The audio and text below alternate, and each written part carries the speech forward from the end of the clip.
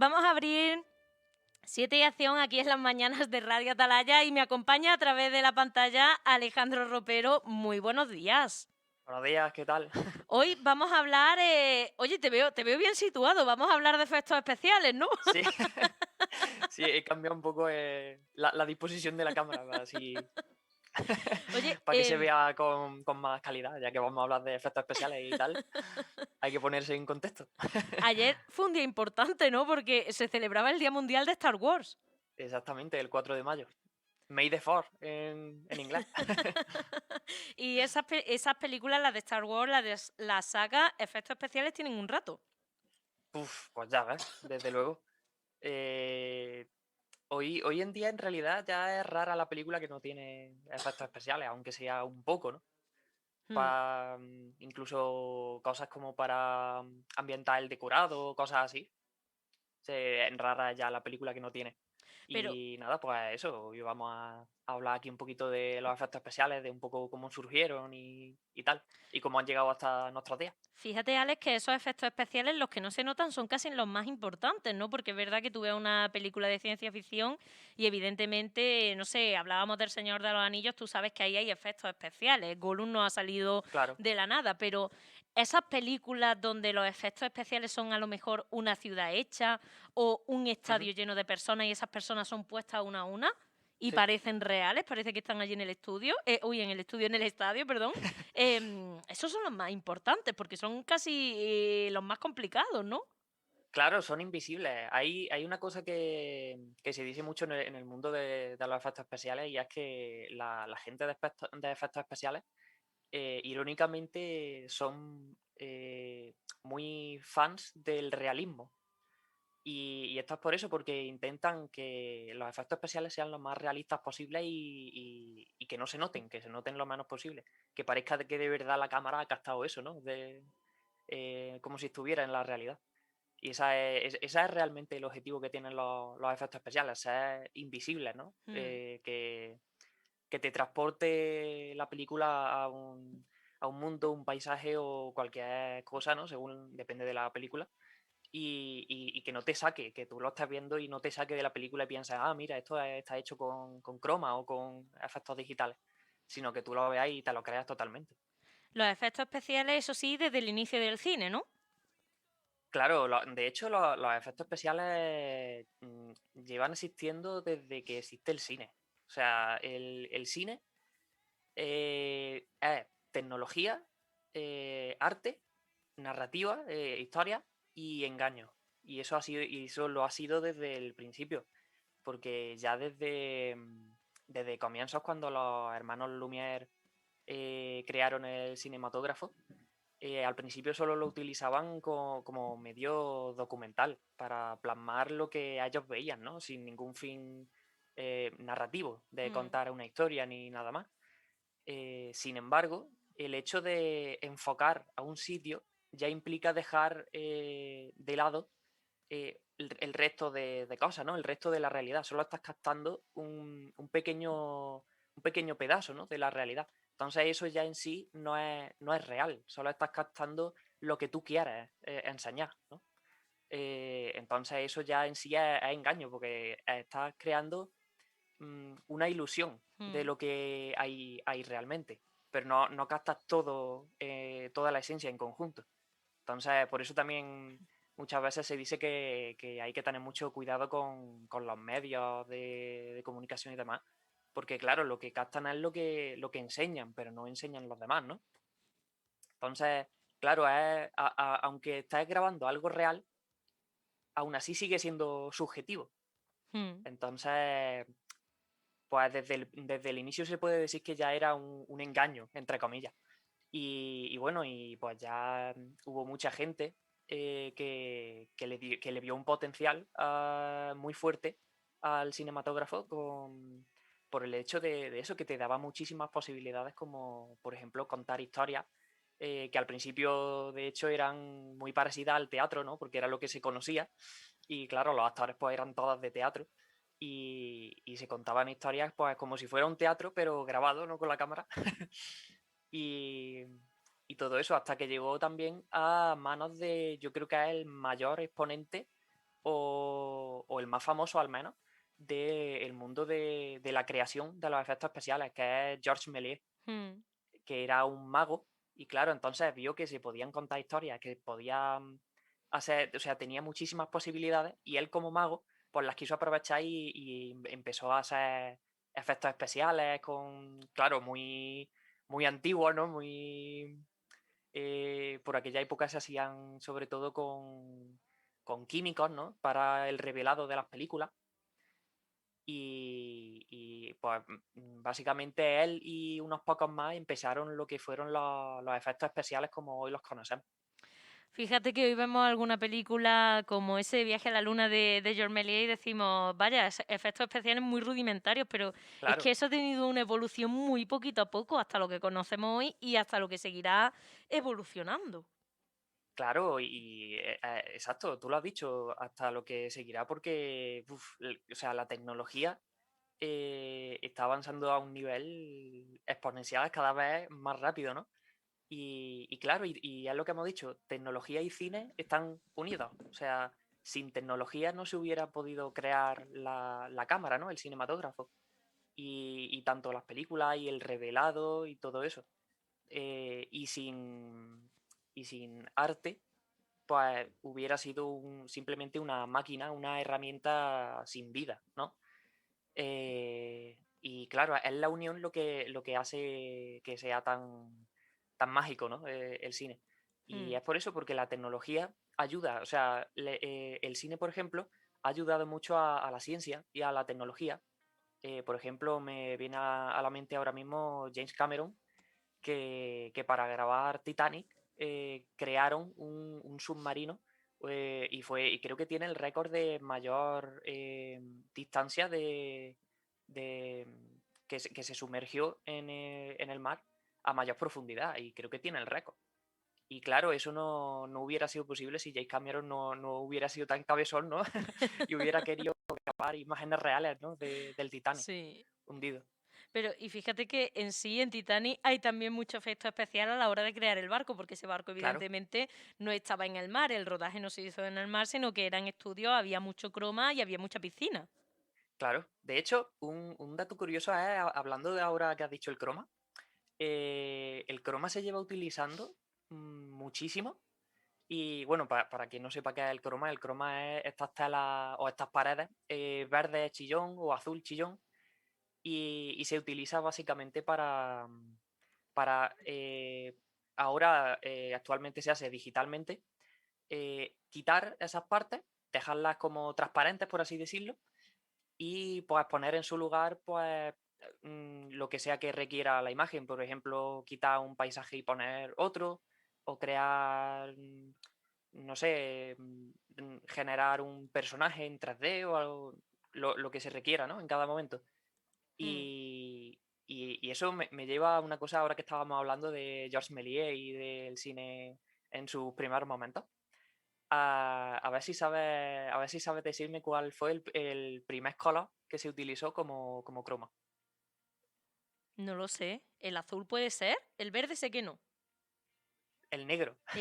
El negro se usaba El como negro. croma. Sí.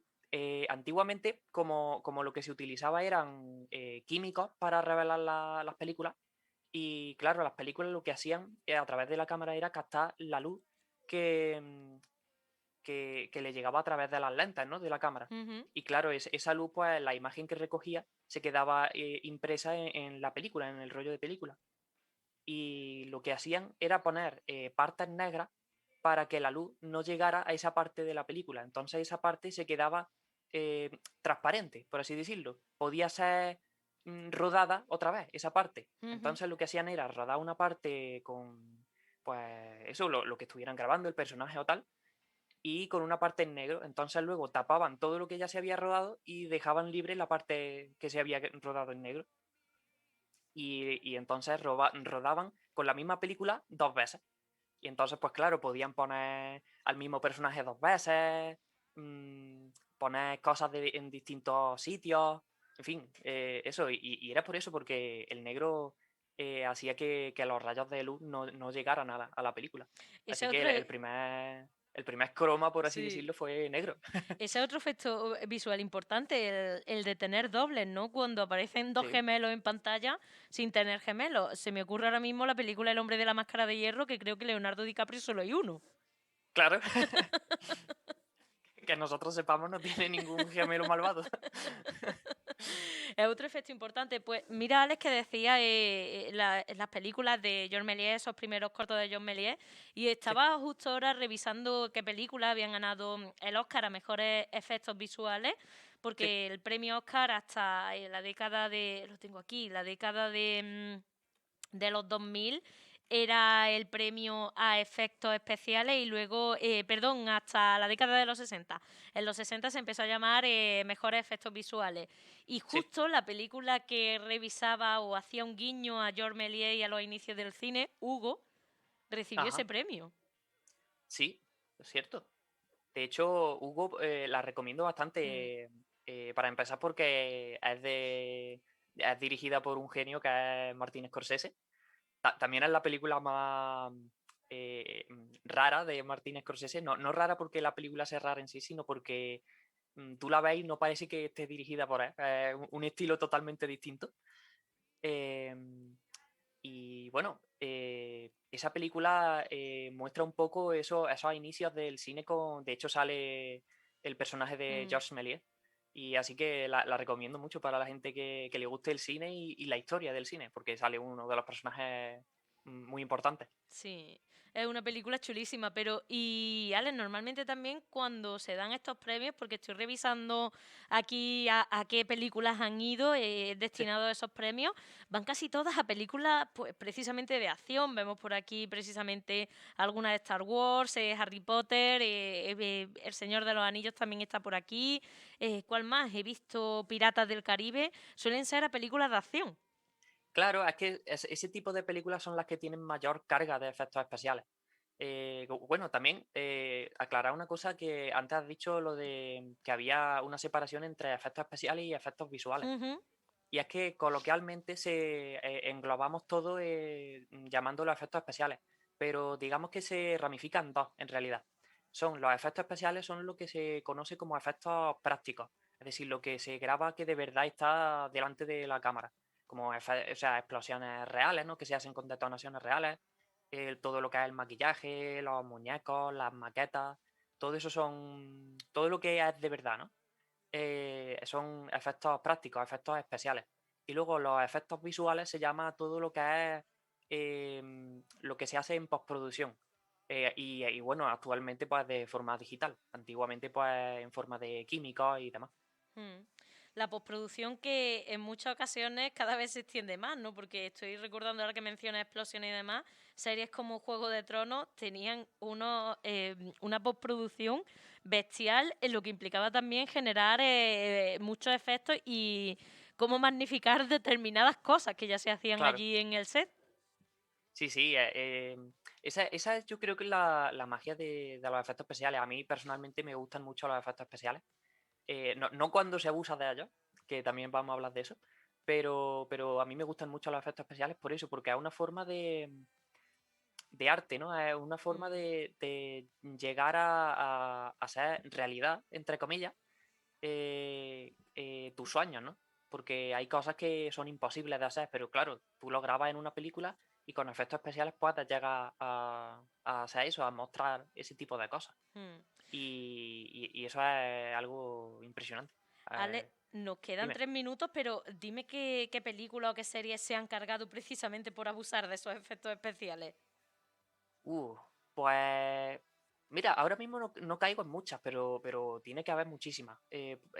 Ahora mismo la que caigo es precisamente de lo que estuvimos hablando en los programas anteriores, que Mm, era el Hobbit. El Hobbit, en comparación de efectos especiales con El Señor de los Anillos, se quedaba muy atrás porque El Señor de los Anillos, como por ejemplo Jurassic Park y Star Wars, que estábamos hablando también de eso, eh, hacía muy bien la mezcla entre efectos digitales y efectos especiales, con maquetas, con miniaturas, con muñecos, ¿no? Con ese ujú. tipo de cosas, y luego efectos digitales, y los unía en la misma película, y se quedaba súper bien. O sea, no notaba, o sea, hoy en día las veis y se nota un poco ya la diferencia, ¿no? Porque envejecen, pero en su momento no veías la diferencia entre lo que era un muñeco y lo que era digital. Y el Hobbit creo que sí tuvo demasiada carga de efectos especiales y todo era croma, básicamente. Entonces, lo comparas con El Señor de los Anillos y sí que ves que en El Señor de los Anillos se ve todo muy orgánico, ¿sabes? Notas que el paisaje es real y en el Hobbit no. Notas que es muy artificial todo. Y bueno, y hablando de Star Wars, pues eso, el otro día estuve de hecho viéndola con la primera con mi primo y él nunca la había visto y me dijo que se había sorprendido porque se las esperaba peores. Decía que los efectos especiales estaban súper bien. Pues fíjate que son películas que yo no he visto nunca, las de Star Wars, pero ¿tú las has visto todas? Es casi todas, excepto la de Han Solo. Esta Ujú. es una de las últimas que han sacado. Las he visto todas. ¿Y cuál consideras que tiene esos mejores efectos visuales? Esa pregunta es difícil porque la mejor, pues seguramente una de las últimas. Yo diría que Rogue One o Rogue One diría que es la que mejores efectos especiales tiene. Sin embargo, claro, porque es una de las últimas también, ¿no? Entonces, si la comparas con la primera que salió en el 77, pues claro, hay mucha diferencia Mm. de tecnología, ¿no?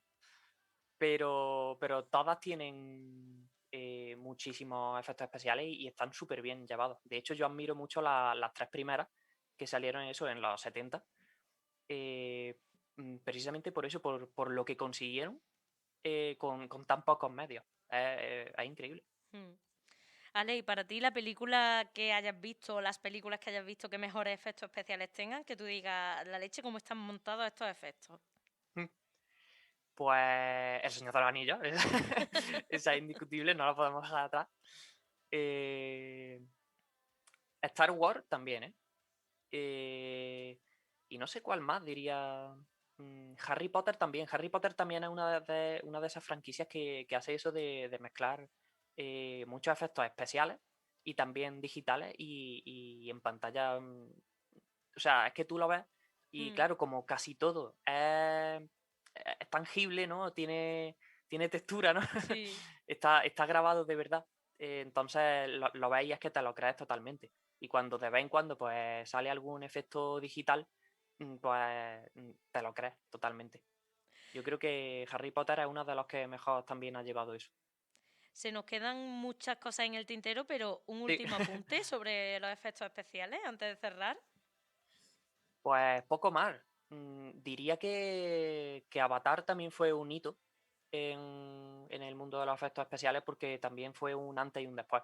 La película, quizás como historia y demás, no es nada del otro mundo, pero lo que representó en cuanto a tecnología y a efectos especiales sí que fue un gran avance. Y yo creo que James Cameron utiliza el cine como excusa para crear nuevas tecnologías en vez del revés. Desde que hizo Titanic, ¿no? Fue Sí, ahí sí, sí. innovando. Yo creo que las películas la utiliza como excusa para seguir investigando. Sí. Ale Ropero, pues nos escuchamos muy pronto de nuevo aquí en Siete y Acción, bueno, Genial, con este contenido tan interesante, porque yo creo que nuestros oyentes hoy han aprendido muchísimo de efectos especiales y seguramente vayan a bucear en algunas de esas películas que han mencionado. estupendo. Muchísimas gracias por acompañarnos, un abrazo. Nada, un placer. Hasta luego. No se vayan, que llega ya María José Valverde con Esto suena a mamarracho.